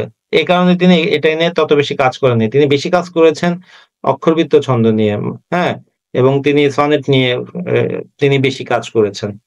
তো এই যে ব্যক্তি পরিচয় ফুটে ওঠে, এখানে কাহিনী কাব্যের বিলুপ্ততা হলো, গীতি কবিতা এখনো টিকে আছে। ঈশ্বরচন্দ্রর ইয়েতে আসলো, প্রথম যিনি ইয়ে করলেন তিনি হচ্ছে বিহারীলাল চক্রবর্তী। এই বিহারীলাল চক্রবর্তী কিন্তু কি রবীন্দ্রনাথের ইয়ে ছিলেন, গৃহশিক্ষক ছিলেন। মূলত রবীন্দ্রনাথের ভিতরে যে কবিত্বের একটা উন্মেষ ঘটেছিল, সেই কবিত্বের উন্মেষ ঘটার পেছনে বিহারীলালের বিশাল একটা অবদান আছে। এই কারণে রবীন্দ্রনাথ তাকে ভোরের পাখি বলে আখ্যায়িত করেছিলেন। তো তিনি কবিতা লিখতেন, তার এই কবিতা লেখার ইয়ে থেকে কিন্তু রবীন্দ্রনাথ উৎসাহ পেয়ে নিজের কবিতা লেখা শুরু করে। তো খুব ছোট অল্প বয়স থেকে তিনি এটা লেখা শুরু করেন। তো এই কারণে বিহারীলালকে তিনি ভোরের পাখি বলে কি করেছেন, আখ্যায়িত করেছেন। তো বিহারীলাল কিছু বই লিখেছেন, তার ভিতরে এছাড়াও আরো আছে যে কৃষ্ণচন্দ্র মজুমদারও তিনিও লিখেছেন। হ্যাঁ, আমাদের এরপরে আছে দ্বিজেন্দ্রলাল ঠাকুর, অক্ষয় কুমার বড়াল, কাজী নজরুল ইসলামও লিখেছেন, স্বর্ণকুমারী দেবী, কামিনী রায়, তারা সবাই কি গীতি কবিতা লিখেছেন। এরপরে আসতেছে আমাদের ৩০-এর কবি ও কবিতা। ৩০-এর কবি ও কবিতা কেন কথা, এটাকে একটা আলাদা পাঠ করা হলো। আমাদের ৩০-এর কবি ও কবিতার বিশিষ্ট ৫ জন কবি, যারা রবীন্দ্রনাথের প্রভাব থেকে বাইরে বের হয়ে আধুনিক কবিতা সৃষ্টি করতে চেয়েছিল, তাদেরকে বলা হয় ৩০-এর কবি, বা এদের আরেকটা নাম হচ্ছে কি পঞ্চপাণ্ডব বা ত্রিশের কবি বা কল্লোলের কবি বলা হয়। কল্লোল হচ্ছে যে একটা পত্রিকার নাম, যে কল্লোলের পত্রিকাতে তারা নিয়মিত লেখালেখি করতে দেখে তাদেরকে আরেকটা নাম দেওয়া হয়েছে কল্লোলের কবি। তো এই রবীন্দ্রনাথের এত বেশি প্রভাব ছিল যে তখন যেই যা লিখতো রবীন্দ্রনাথের মতো করে হয়ে যাচ্ছে, মনে হচ্ছিল যেন এটা রবীন্দ্রনাথই লিখছে। রবীন্দ্রনাথের সময়কালে শুধুমাত্র কয়েকজন কবি রবীন্দ্রনাথের প্রভাবের বাইরে গিয়ে লিখতে পেরেছিল। তার ভিতরে একজন হচ্ছে কাজী নজরুল ইসলাম, আরেকজন হচ্ছে জীবনানন্দ দাশ, আরেকজন হচ্ছে যে আমাদের জসীমউদ্দিন। তো আর বাকি এই যে পাঁচজন, তারা কিন্তু কি তাদের মূল লক্ষ্যই ছিল যেভাবে হোক রবীন্দ্রনাথ যেভাবে লিখছে সেভাবে যেন না হয়, এখানে অন্য কিছু চলে আসবে। এই পাঁচজন হচ্ছে অমিয় চক্রবর্তী, বুদ্ধদেব বসু, জীবনানন্দ দাশ, বিষ্ণুদেব এবং সুধীন্দ্রনাথ দত্ত। এখানে আমি এদের ছবি দিয়ে দিলাম, ছবিগুলো আপনাদের মনে রাখতে সাহায্য করবে আশা করি। এই যে বুদ্ধদেব বসু, এই বুদ্ধদেব বসু কিন্তু জীবনানন্দ দাশকে আবিষ্কার করেছিলেন। জীবনানন্দ দাশের কবিতা প্রথম প্রথম কেউ বুঝতেই পারতেছিল না তিনি যে এত বড় মাপের একজন কবি। তার মানুষ বুঝবে দূরের কথা, তার বউ তারে বার্তা দিত না। জীবনানন্দ দাশের বউ, হ্যাঁ, জীবনানন্দ দাশের বউ কিন্তু খুবই সুন্দরী ছিল এবং তিনি ব্যক্তিগত জীবনে সুখী ছিলেন না। তার বউ অত্যন্ত সুন্দরী, সিনেমার নায়িকাদের মতো, কিন্তু জীবনানন্দ দাশ কালো, একটু ইয়া টাইপের ছিলেন, অতটা বেশি স্মার্ট ছিলেন না। কিন্তু তিনি যখন মারা গেল, তখন মারা যাওয়ার পরে যখন খুব ভিআইপি ভিআইপি মানুষরা তার বাসায় আসতে শুরু করলো, তখন তিনি বলতেন, আপনাদের দাদা এত বড় কবি ছিল। এই হচ্ছে অবস্থা, ঘরের মানুষে পাত্তা পায় না। তো এই যে আমরা দেখি যে এই অমিয় চক্রবর্তী, বুদ্ধদেব বসু, বিষ্ণুদেব, জীবনানন্দ দাশ, সুধীন্দ্রনাথ দত্ত, তারা সবাই একটাই লক্ষ্য নিয়ে কাজ করেছে, সে হচ্ছে রবীন্দ্রনাথের প্রভাব থেকে বের হয়ে আসবে। এজন্য তাদেরকে তিরিশের কবি বলা হয়। এবং তাদের কবিতার আরো কিছু বিষয় ছিল, যে তাদের কবিতায় কিন্তু আমরা কিছু ডিফারেন্ট কিছু জিনিস দেখতে পেয়েছি। যেমন জীবনানন্দ দাশ, হ্যাঁ, আমরা দেশকে কি হিসেবে চিনি? সবাই মা হিসেবে দেখি, তাই না? কিন্তু জীবনানন্দ দাশ দেশকে মা হিসেবে দেখেন নাই, তিনি দেশকে দেখেছেন প্রেয়সী হিসেবে, প্রেমিকা হিসেবে। হ্যাঁ, আপনি কিন্তু মা এক জিনিস, প্রেমিকা এক জিনিস। ওকে, আমার এক বন্ধু ছিল, সে বলতো যে স্যাররা বলে সবাই মা বোনের চোখে দেখবি, আমার খালি প্রশ্ন লাগে, সবাই যদি মা বোনের চোখে দেখি তাহলে বিয়ে করবো কারে? তো আমাদের কবিরাই হাসি মনে হইলেও জীবনানন্দ দাশ কিন্তু সেভাবেই দেখেছেন, যে তিনি রবীন্দ্রনাথ যেখানে তার দেশকে দেখেছেন মা হিসেবে, হ্যাঁ, আবার জীবনানন্দ দাশ দেখেছেন প্রেয়সী হিসেবে। এছাড়াও তৎকালীন তিরিশের পরে আমরা দেখতে পাই যে প্রথম বিশ্বযুদ্ধ আসলো, দ্বিতীয় বিশ্বযুদ্ধ আসলো। এই বিশ্বযুদ্ধের কারণে অর্থনৈতিক মন্দা, সামাজিক অস্থিরতা, সামাজিক পরিবর্তন, হ্যাঁ, যেগুলো আসতে লাগলো, এগুলো যে অস্থিরতা কাজ করতেছিল সেগুলো আমরা তাদের কবিতাতে দেখতে পেয়েছিলাম। বিষণ্ণতা, হতাশা, এসব কিছু আমরা এদের কবিতাতে দেখতে পাই। এই জন্য তাদের নাম দেওয়া হয়েছে তিরিশের কবি। এবং আরো কিছু বৈশিষ্ট্য আছে এখানে, আমি সেগুলো দিয়ে দিয়েছি পয়েন্ট আকারে, আপনাদের কাজে দিবে আশা করি। তো আমাদের জীবনানন্দ দাশ নিয়ে একটু আলোচনা করতেই হয়, কারণ জীবনানন্দ দাশ অত্যন্ত বিখ্যাত একজন কবি আমাদের বাংলা সাহিত্যের। তাকে নিয়ে এখনো অনেক গবেষণা চলতেছে। তো তার বিখ্যাত কাব্য আন্দোলনের অন্যতম ছিল যে তিরিশে কবিতা নামে যারা কবি বিখ্যাত ছিল, যে প্রথম বিশ্বযুদ্ধের পরবর্তী সময়ে যে আমাদের মধ্যবিত্তের যে চিন্তা ভাবনা, সেটাও কিন্তু এখানে ফুটে উঠছে। আচ্ছা, এই যে মধ্যবিত্ত, এই কথাগুলো আপনারা বাংলা সাহিত্যে প্রায় সময় পাবেন। এই মধ্যবিত্ত কিন্তু খুব গুরুত্বপূর্ণ একটা ফ্যাক্ট। আপনি মনে করেন যে 2024-এর যে আন্দোলনটা সফল হয়েছে, এটার পেছনে কাদের অবদান সবচেয়ে বেশি ছিল? মধ্যবিত্তদের। মধ্যবিত্তদের অবদানটা সবচেয়ে বেশি ছিল, কারণ এই মধ্যবিত্ত মানুষ আর পারতেছিল না, তাদের পিঠ দেয়ালে ঠেকে গেছিল। তো আমি ওদিকে যাচ্ছি না। তো আমরা জানি যে তার বিখ্যাত কাব্যগ্রন্থগুলো হচ্ছে ধূসর পাণ্ডুলিপি, বনলতা সেন, মহাপৃথিবী, সাতটি তারার তিমি, রূপসী বাংলা, হ্যাঁ, এবং বেলা অবেলা কাল বেলা। তো তার শ্রেষ্ঠ কাব্যগ্রন্থ হচ্ছে রূপসী বাংলা। আমরা জীবনানন্দ দাশের আরো কিছু নাম আছে, তিমির হননের কবি, তারপরে হচ্ছে যে নির্জনতার কবি, ওকে, রূপসী বাংলার কবি, এরকম নিঃশব্দের কবি, এরকম গুলো অনেকগুলো নামে তাকে নামকরণ করা হয়েছে। আপনাদের একটা কমন একটা প্রশ্ন আসে, প্রায় কবির উপাধি বা ছদ্মনাম, এগুলো নিয়ে প্রশ্ন আসে। কেন তিনি ছদ্মনামে লিখছে, কেন তিনি উপাধি পেয়েছে, এইগুলো যদি আপনারা একটু পড়ে ফেলেন ডিটেইলস, তাহলে কিন্তু আর এগুলো ভুলবেন না। কিন্তু আপনি যদি ওই যে একটা চার্ট জীবনানন্দ দাশের ছদ্মনাম তিমির হননের কবি, জীবনানন্দ দাশের ছদ্মনাম তিমির হননের কবি, এভাবে যদি মুখস্থ করেন তাহলে কিন্তু মনে থাকবে না। তিমির হননের কবি কেন বলছে? তার কবিতাতে আমরা দেখবো যে রাত্রির একটা যে অন্ধকার সেটা কেটে যাবে এরকম আশাবাদ ব্যক্ত করা হচ্ছে। বা আম কখনো তিনি রূপসী বাংলার কবি কেন বলতেছে তাকে? কারণ তিনি রূপসী বাংলা কবিতাটা লিখছে এবং এখানে বাংলাদেশের যে রূপের বর্ণনা দেয়া হইছে, সেই রূপের বর্ণনাটা বাংলাদেশ যে এত সুন্দর হতে পারে সেটা আর কেউ কখনো দেখাতে পারেনি। ওকে? শিশিরের যে একটা সৌন্দর্য আছে, ঘাসের যে একটা সৌন্দর্য আছে, আমাদের কাঁঠাল গাছ, শালিক পাখি এগুলো যে সুন্দর হতে পারে, এগুলো তার কবিতা পড়লে আমরা বুঝতে পারবো। বাংলা রূপটাকে তিনি অন্যভাবে আমাদের সামনে তুলে ধরেছেন। একজন কবির সবচেয়ে বড় সার্থকতা হচ্ছে এটা, যে সে সৌন্দর্য তৈরি করতে পারে, সৌন্দর্য সৃষ্টি করতে পারে। যেমন এই যে কাশফুল, এমন কোনো মেয়ে নাই যে কাশফুল পাইলে ছবি না তুলে থাকবে। আছে এরকম কোনো মেয়ে? নাই। কিন্তু কাশফুল যে একটা ফুল, এটা রবীন্দ্রনাথের আগে কেউ জানতো না। রবীন্দ্রনাথ প্রথম কাশফুল নিয়ে যখন কবিতা লিখলো, শরতের নীল আকাশ নিয়ে যখন কবিতা লিখলো, তখন মানুষ বুঝতে পারলো, আরে এটা তো এরকমই, শরৎকাল এরকম তো সুন্দর, কাশফুল তো এরকম সুন্দর। জীবনানন্দ দাশ যখন ঘাস নিয়ে লিখলো, জীবনানন্দ দাশ যখন বটগাছ নিয়ে লিখলো, শিশির বিন্দু নিয়ে লিখলো, শালিক পাখি নিয়ে লিখলো, কাঁঠাল গাছ, অশ্বত্থ গাছ, খোলা মাঠ, এগুলো নিয়ে যখন কবিতা লিখলো, তখন মানুষ বুঝতে পারলো আসলেই তো এগুলো তো এরকম সুন্দর আছে, আমরা তো এটা এত বুঝি নাই। একজন বড় কবি সবচেয়ে বড় হচ্ছে যে কি, সে সৌন্দর্য সৃষ্টি করতে পারে, আবিষ্কার করতে পারে। এছাড়া সুধীন্দ্রনাথ দত্ত আছে, তিনি স্যার হ্যাঁ স্যার একটু বিরক্ত করবো স্যার, ওই জীবনানন্দ দাশের আগের স্লাইডটা একটু দেখানো যাবে আরেকবার? হুম কোনটা? জীবনানন্দ 30-এর কবিতা, 30-এর। এটা জি না, এটা এটা না স্যার, জীবনানন্দ দাশের আগেরটা, 30-এর কবিদের। স্যার মনে হয় বৈশিষ্ট্যটা দেখবে। এটা জি স্যার এটা। আচ্ছা, আমি এটা পিডিএফ দিয়ে দিব আপনাদেরকে, ঠিক আছে আপনারা স্যার, করে বুঝতে। দিতে পারবেন। হ্যাঁ, জি স্যার। তো সুধীন্দ্রনাথ দত্ত ফ্যাসিবাদ বিরোধী ছিল, ফরাসি কবি। তিনি অনুসরণ করতেন। ফ্যাসিবাদ কি? আপনারা যে কথা কথা ফ্যাসিবাদ বলেন, ফ্যাসিবাদ কি বলতে পারবেন?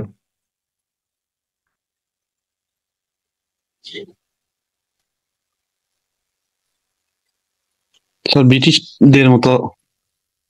কিছু কইলেই যে জেলখানায় ঢুকাই দিত। জি স্যার, স্বৈরতান্ত্রিক মনোভাব। না, স্বৈরতান্ত্রিক মনোভাব না। কিছু বলা যাবে না, ব্রিটিশদের মতো স্যার। কোনো মতামত দেয়া যাবে না, সবসময় হয় হয় করতে হবে, জি স্যার বলতে হবে, না বলা যাবে না। সে যদি না শুনতে চায় তাহলে না বলতে হবে, হ্যাঁ শুনতে চাইলে হ্যাঁ বলতে হবে। এটা হচ্ছে ফ্যাসিবাদ। মানে মত প্রকাশের স্বাধীনতা যখন থাকে না, তখন সেটা হয়ে যায় ফ্যাসিবাদ। স্বৈরতন্ত্র হচ্ছে যখন শাসক স্বৈরা মানে হয়, অত্যাচার করে। ওকে, তারপর বিষ্ণুদের অন্যতম ছিল যে কি, তিনি বুদ্ধিবৃত্তি মননশীলতাকে নিয়ে কবিতা লিখতেন। তার বিভিন্ন হৃদয়ের কথা বা ইয়েগুলো, তার দুর্বোধ্যতার একটা ব্যাপার ছিল। তো এইগুলো আপনারা দেশের অতীত বর্তমান এগুলো নিয়ে প্রসঙ্গে নিয়ে তাদের করেছেন, এগুলো আপনারা পড়লেই বুঝতে পারবেন। বুদ্ধদেব বসু, তিনি বাংলা সাহিত্যের খুব মানে খুব ট্যালেন্ট মানুষদের ভিতরে একজন। হ্যাঁ, তিনি যদি মাইকেল মধুসূদন দত্ত বা তার আগে জন্মগ্রহণ করতেন, হ্যাঁ, তাহলে কিন্তু আমরা বাংলা সাহিত্যে অনেক কিছু পেতাম। কিন্তু বুদ্ধদেব বসু যখন আসলো, তখন আসলে নতুন করে আর কিছু সাহিত্য তৈরি করার তেমন কিছু ছিল না। এগুলো অলরেডি সবগুলো মাইকেল মধুসূদন দত্ত তৈরি করে দিয়ে গেছেন, নাহলে হয়তো বা বুদ্ধদেব বসুর হাতে এগুলো আসতো। তো যাই হোক, এই যে তারও ট্যালেন্ট, ঈশ্বরচন্দ্র বিদ্যাসাগর যেমন মাইকেল মধুসূদন দত্তকে আবিষ্কার করছে, বুদ্ধদেব বসু ঠিক তেমনি জীবনানন্দ দাশকে আবিষ্কার করেছিলেন। তার কবিতার বন্দনা, কঙ্কাবতী, দ্রৌপদীর শাড়ি, শীতের প্রার্থনা, তার সবচেয়ে বড় যেটা মেঘদূত। হ্যাঁ, মেঘদূতকে তিনি সংস্কৃত, কালিদাসের যে মেঘদূত আছে সেটাকে তিনি কি করলেন, বাংলায় অনুবাদ করলেন। এই মেঘদূত এটা কি দক্ষ এক কাহিনী, কি একজন ইয়াকে কি করা হয়েছিল, এক শাস্তি হিসেবে পাহাড়ে দেওয়া হয়। সেই পাহাড়ে বসে তার স্ত্রীকে ভালোবাসা পৌঁছাবে বা তার কথা মনের কথা পৌঁছাবে, কিভাবে পৌঁছাবে? তখন তো মোবাইল ছিল না, হ্যাঁ, বা অন্য কোনো ইয়া ছিল, ইন্টারনেটে ছিল না, ইয়া নাই। সে কি করতো? মেঘের মাধ্যমে খবর পাঠাতেন। হাউ রোমান্টিক যে মেঘের মাধ্যমে তার স্ত্রীর কাছে সে মেসেজ পৌঁছাচ্ছে। এটাই হচ্ছে আমাদের মেঘদূত গল্পের কাহিনী। আরো অন্যান্য বিভিন্ন ইয়ে আছে, সেগুলো একটু আপনারা পড়ে নিবেন। বিশেষ করে প্রবন্ধ কালের পুতুল, এটা কয়েকটা পরীক্ষাতে আসছে যে কালের পুতুল এটা কার লেখা। ওকে, সাহিত্য চর্চা এটা কার লেখা। ওকে, তো অমিয় চক্রবর্তী যে রবীন্দ্রনাথের অন্যতম সান্নিধ্যে থাকা একজন ইয়া, তো তিনি কবিতায় ভাব দর্শন রসের ক্ষেত্রে বিশেষ একটা ইয়ে দিয়েছিলেন।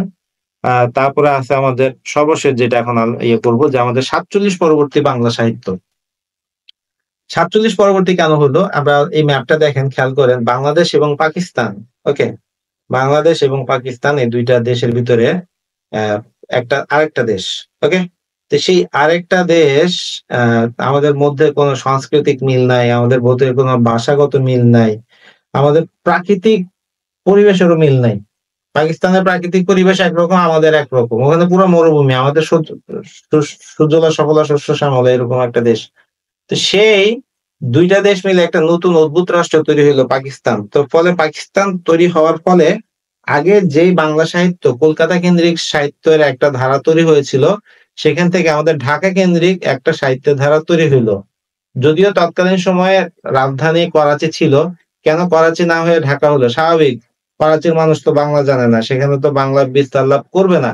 বাংলা জানে ঢাকার মানুষ, তাই তাই ঢাকা থেকে আমাদের কি করা হলো? নতুন এই ধারা তৈরি করা হলো।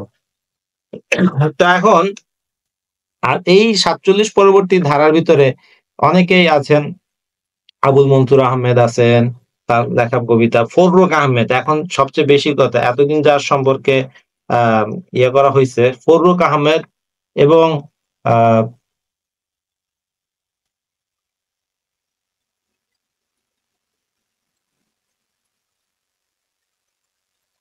আল মাহমুদ।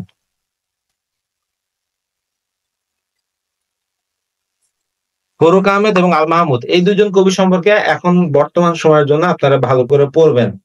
যদিও অনেকে বলে যে এই দুইজন জামাতপন্থী লেখক, আসলে তারা জামাতপন্থী লেখক ছিল না। জামাত তাদেরকে ইউজ করছে। কেন ইউজ করছে?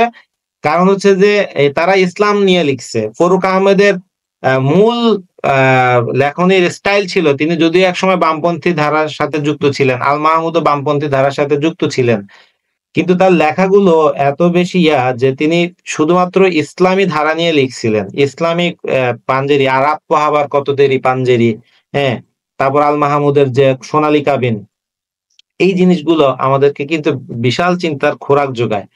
তো ফররুখ আহমেদের মূল সমস্যা ছিল তিনি ইসলাম নিয়ে লিখেছেন, কিন্তু তিনি ভাষা আন্দোলনে বাংলা ভাষার পক্ষে ছিলেন, মুক্তিযুদ্ধের সময় ইয়েতে ছিলেন।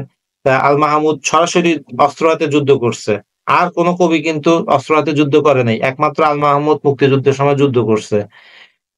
কিন্তু তাদের একটাই ছিল দেখি, তারা দুইজনেই প্রথম প্রথম বামপন্থী ছিল, কিন্তু পরবর্তীতে এসে তারা ইসলামপন্থী হয়ে যায়। মানে ইসলামী ধারার কবির মতো ইসলামী ধারা নিয়ে তারা লেখালেখি করার কারণে তাদেরকে যথেষ্ট পরিমাণে টর্চার সহ্য করতে হয়েছিল। ফররুখ আহমেদ এমন যে মুক্তিযুদ্ধের পরবর্তীতে ইয়াতে বঙ্গবন্ধু শাসন আমলে, শেখ মুজিবুর রহমানের শাসন আমলে তার বেতারে একটা চাকরি ছিল, সেই বেতারের চাকরিটা চলে যায়।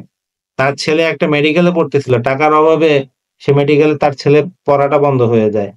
তার এত বেশি অভাব হয়েছে যে এদের সামনে রমজান আসতেছে, ফররুখ আহমদ এত বেশি আর্থিক কষ্টে পড়ে গেছিলেন যে তিনি রোজা রাখতেন পানি খেয়ে। একটা মানুষকে কতটা কষ্ট দিলে এরকম হয়, এই ফররুখ আহমেদ ছিলেন তেমনই। কিন্তু তারপরে দেখেন তিনি কিন্তু নতি স্বীকার করেননি, এবং কি তার মৃত্যুর পর তার কবর পর্যন্ত দিতে দেওয়া হচ্ছিল না, শুধুমাত্র একটাই কারণ, তিনি ইসলাম নিয়ে ইসলামী ধারার কবি ছিলেন। তিনি কিন্তু জামাতপন্থী ছিলেন না, তিনি ইসলামপন্থী কবি ছিলেন। জামাত তাদেরকে নিয়ে ইউজ করছে। আল মাহমুদও প্রথম প্রথম বামপন্থী ছিলেন, কিন্তু পরবর্তীতে যখন ডানপন্থী হয়ে গেলেন, ইসলামী ধারা নিয়ে বা ইসলামী ইয়াতে লিখলেন, তখনই তাকে একটা ট্যাগ দিয়ে করা হয়েছে। অথচ আল মাহমুদ ছিলেন কি নিজে একজন মুক্তিযোদ্ধা ছিলেন, সশস্ত্র, যেখানে শামসুর রহমান তিনি লুকিয়েছিলেন, হ্যাঁ, লুকায় লুকায় কবিতা লিখছেন। সেখানে আল মাহমুদ কিন্তু অস্ত্র হাতে যুদ্ধ করছে। শামসুর রহমান যুদ্ধের সময় মজলুম আদিব নামে কবিতা লিখছে। ওকে, বাতাসে লাশের গন্ধ, বাতাসের স্বাধীনতা তুমি, হ্যাঁ, এই কবিতাগুলো শামসুর রহমান মুক্তিযুদ্ধের সময় লিখেছিল। তো এই যে যে বিষয়গুলো যে আমাদের সাহিত্যে ৪৭ ধারার ভিতরে পরবর্তী ধারাতে আমরা সবচেয়ে বড় জিনিসটা যেটা পাই সেটা হচ্ছে যে আমাদের এই দেশভাগ, এই দেশভাগ নিয়ে অনেক ধরনের লেখালেখি হলো। দেশভাগের সময় যে হিন্দু মুসলিম দাঙ্গা হলো, হিন্দুরা মুসলিম পাইলে কাটে, মুসলিমরা হিন্দু পাইলে কাটে, হ্যাঁ, এখানে এইগুলা উঠে আসছে। তাদের ভাষাগত কি হবে, ভাষা আন্দোলনের বিষয়টা কি হবে, আমাদের রাষ্ট্রভাষা কি হবে, সেই বিষয়গুলো এখানে উঠে আসছে। আরো অন্যান্য আমাদের স্বাধীনতার মূল যে ইয়েগুলো সূতিকাগার সেগুলো কিন্তু ছিল। এই যে আজকে বাদে কাল, আজকে রাতে যে ২১শে ফেব্রুয়ারি হবে, এটা কেন হয়েছিল? আমাদের কি শুধুমাত্র বাংলা ভাষার জন্য হয়েছিল? না, এখানে কিন্তু এই রাষ্ট্রভাষা বাংলা চাই, পাশাপাশি এটাও বলছে যে বাংলা ও উর্দু চাইছিল। উর্দু এবং বাংলা দুটোই কি হবে, রাষ্ট্রভাষা হবে, মানুষ দুটোই শিখবে, দুটোই নিয়ে তারা যাতে করতে পারে। কারণ আমার একজন বাঙালির পক্ষে উর্দু ভাষা শেখা যেমন কঠিন, বাংলা ভাষা শেখাও একজন পাকিস্তানির পক্ষে কঠিন হয়ে যাবে। তো দুইটাইকে রাষ্ট্রভাষা হিসেবে দাবি করা হয়েছিল, কিন্তু আমাদের তো 16 বছর ধরে খালি শেখানো হয়েছে রাষ্ট্রভাষা বাংলা চাই, রাষ্ট্রভাষা। মাতৃভাষা বাংলার জন্য লড়াই হয় নাই, লড়াই হয়েছে রাষ্ট্রভাষা বাংলার জন্য। একটা দেশের ফার্স্ট ল্যাঙ্গুয়েজ কি হবে সেটা নির্ধারণ করা নিয়ে লড়াইটা হয়েছিল। যেমন এখন এই যে আমাদের যে পাহাড়ি বা ক্ষুদ্র নৃগোষ্ঠী যারা আছে, তারা যদি বলে যে মারমা ভাষাকে কি করতে হবে, রাষ্ট্রভাষা করতে হবে, এটা একটা অবান্তর কথা হবে। কারণ আমার অধিকাংশ মানুষ তো মারমা ভাষা জানে না, কিন্তু আমার রাষ্ট্রভাষা বাংলা। এখন আমার পাহাড়ি জনগণ যারা আছে তাদেরকে অবশ্যই বাংলা ভাষাটা ভালো করে শিখতে হবে। কারণটা কি, এটা আমার রাষ্ট্রভাষা। এখন আমি যদি আমেরিকা যাই আমাকে ইংরেজি ভালো করে শিখতে হবে, আমি যদি ইটালি যাই আমাকে ইটালিয়ান ভাষা ভালো করে শিখতে হবে, আমি যদি জার্মানি যাই আমাকে জার্মান ভাষা ভালো করে শিখতে হবে, তাই না? তারা যেহেতু আছে, তারা আমাদের জনসংখ্যার খুব অল্প একটা অংশ। যেহেতু আমাদের অধিকাংশ বাংলাদেশের যে কোনো জায়গায় গেলে বাংলা ভাষা চলে, তাই বাংলা ভাষাটা তাদেরকে এই কারণে শিখতে হবে। কিন্তু তাই বলে তার জাতিসত্তাকে আমি চেঞ্জ করে দিতে পারি না। তাকে আমি বলতে পারবো না তুমি বাঙালি হয়ে যাও। এই যে আজকে যে পাহাড়ে যে এই সমস্যাগুলো তৈরি হচ্ছে, এগুলোর পিছনে অনেক অনেক কারণ আছে। তার ভিতরে একটা কারণ হচ্ছে যে তাদেরকে বাঙালি হইতে হওয়া বলছে। সে তো বাঙালি হইতে পারবে না, সে একজন মারমাস, তার জাতিতাত্ত্বিক পরিচয় একটা আলাদা। সে একজন চাকমা, তার জাতিতাত্ত্বিক পরিচয় আলাদা। তাকে আমি কিভাবে বাঙালি বানাবো? হ্যাঁ, আমরা সবাই মিলে বাংলাদেশি হইতে পারি, ওকে, কিন্তু আমি তাকে বাঙালি বানাইতে পারবো না। তো এই অনেকগুলো বিষয় চলে আসে। আসলে আমি একটু টপিক্সের বাইরে চলে গেছি, দুঃখিত। তা আমাদের ৪৭ পরবর্তী ধারার ভিতরে আরেকটা ধারা চলে আসে যে ১৯৭১ সালের মুক্তিযুদ্ধ। সে ১৯৭১ সালের মুক্তিযুদ্ধ নিয়ে অনেক কবিতা, উপন্যাস লেখা হয়েছে, গান লেখা হয়েছে। সেগুলো সম্পর্কেও আপনাদের একটু কিছু কনসেপ্ট রাখতে হবে। আগে যদিও বেশি গুরুত্বপূর্ণ ছিল এটা মুক্তিযুদ্ধ, এখন কিন্তু অতটা গুরুত্বপূর্ণ না।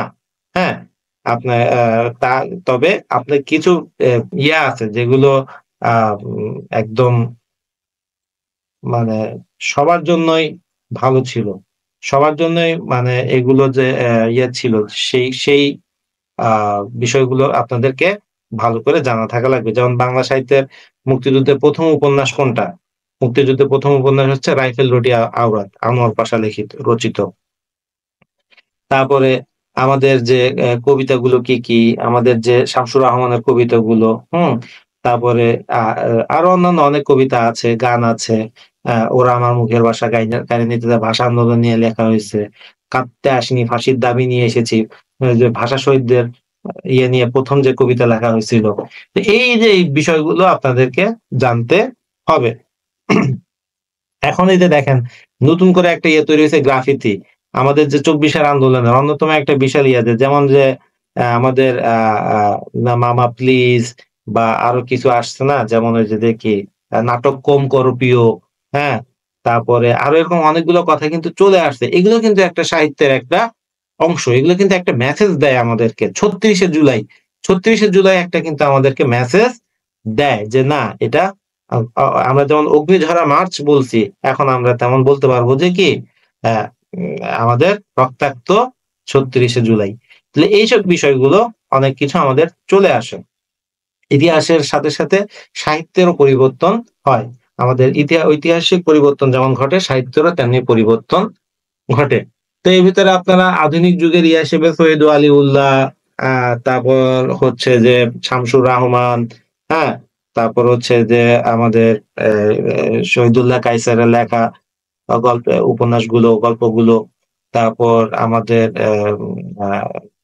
আল মাহমুদের লেখা কবিতা, এসব ইয়েগুলো নিয়ে আপনারা ভালো করে পড়বেন। বিশেষ করে আধুনিক সাহিত্যের বিসিএস এর রিটেনের জন্য 15 জন না 10 জনের একটা লিস্ট আছে, সেই লিস্ট অনুযায়ী ভালো করে পড়ে নেবেন, ওখান থেকে সব কমন পাবেন।